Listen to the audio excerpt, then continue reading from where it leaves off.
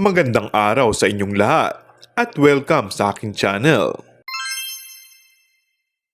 Sa wakas, ay tila may paglilinaw ng aktor na si Paolo Avellino hinggil sa totoong naging estado ng relasyon nila ng aktres na si Janine Gutierrez. Ayon sa aktor, ay magkaibigan sila ni Janine. Pinag-uusapan ito ng fans ni na Paolo Avellino, Janine Gutierrez at Kim Chiu. Dahil para sa kanila, dapat talagang linawin ng aktor kung magkaibigan na sila ng rumored girlfriend niya na si Janine Gutierrez. Ito ang nagpasaya sa mga tagahanga ni na Kim Chiu at Paolo Avellino o mas kilala sa kanilang tandem na Kim Pao.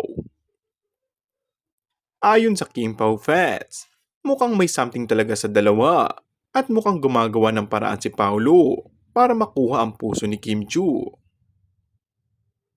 Kamakailan kasi ay muling naungkat ang isyong ito na pakiramdam ng iba ay nag-iwasan ng dalaw sa pagdalo sa yumaong manager na si Leo Dominguez.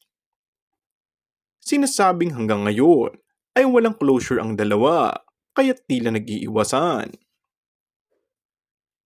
May bulong-bulungan ding pinagsisalosan ni Janine Gutierrez, si Kim Chiu, kaya raw naghiwalay ang dalawa. Ngayon nga ay malinaw na walang namamagitan kina Paolo at Janine, kaya't super happy naman ng madlang people, lalo na ang Kim Pao fans. Ibang level na nga kasi ang closeness, matapos mapaamin si Kim Chiu na binubusog siya ng mga regalo ni Paolo, at nasa ligawan stage na nga ang dalawa. And that's all for our today's video. Kung bago ka lang sa aking channel ay mag-subscribe at pindutin na rin ang notification bell. Maraming salamat!